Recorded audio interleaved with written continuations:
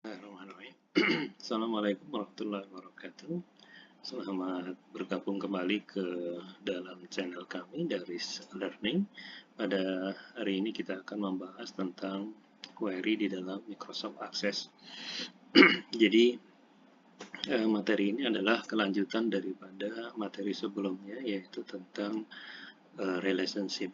Jadi di dalam relationship itu kita mengatur hubungan antar tabel sehingga tabel-tabel satu dengan yang lainnya saling terhubung, yang diharapkan akan menghasilkan informasi yang lengkap di dalam database kita. Nah, kemudian hari ini kita akan bahas tentang queries. Jadi query di sini di dalamnya tentu saja perlu kita pahami. Yang pertama adalah query ini merupakan suatu media untuk dapat menjalankan database kita dengan memilih data-data tertentu dari satu atau beberapa sumber data dalam tabel. Jadi query ini bisa terdiri dari satu tabel, dua tabel, tiga tabel, hingga seterusnya. Di dalam query ini juga kita anggap sebagai media untuk melakukan running program kita atau database kita, atau sebagai pengetesan terhadap kegiatan atau membuat rangkaian di dalam database kita, yaitu tentang relationship. Yang kemarin kita sudah singgung bahwa relationship itu memenuhi beberapa kaidah.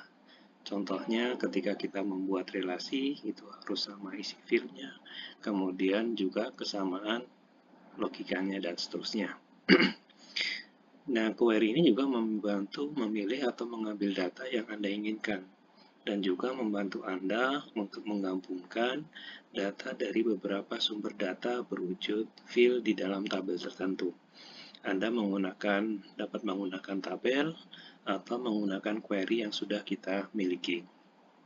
Intinya bahwa query ini nanti merupakan bentuk sebuah tabel yang merupakan gabungan dari beberapa tabel atau sebagian tabel yang merupakan informasi yang lengkap di dalam data tabel.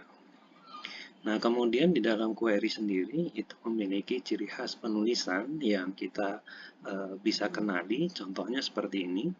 Kalau kita memiliki tabel pribadi dan salah satu field namanya NIP. Nah, di sini dijeda atau dibedakan dengan titik. Di sebelah kiri titik adalah nama tabel dan sebelah kanan titik adalah nama field.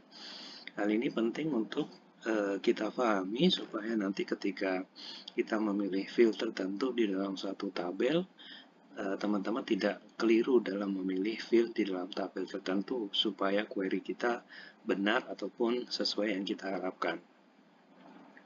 Nah, kemudian di dalam membuat query data access itu nanti akan kita coba ada yang disebut dengan query wizard dan query design. Masing-masing punya kelebihan, antara lain kalau di query wizard kita bisa membuat query dengan sangat simple, kemudian kita hanya memilih beberapa field di dalam tabel yang available, kemudian kita pilih. Nah, tentu saja di situ membuat query-nya harus diperhatikan sisi relasinya. Jadi kalau tidak ada hubungan langsung, tentu saja itu tidak bisa dibuat di dalam queries. Nanti kita akan lihat contohnya. Yang kedua adalah query design. Jadi query design ini kita butuhkan untuk membuat query dengan cara yang lain.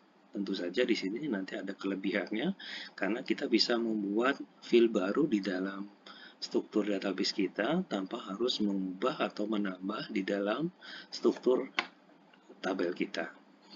Nah, untuk sebagai contoh, seperti yang kita sudah buat sebelumnya, bahwa kita sudah punya proyek tentang database kepegawaian. Nah, salah satunya nanti akan kita coba query 1, yaitu data alamat pegawai yang terdiri dari pribadi NIP, pribadi nama, pribadi alamat, kabupaten, titik nama kap.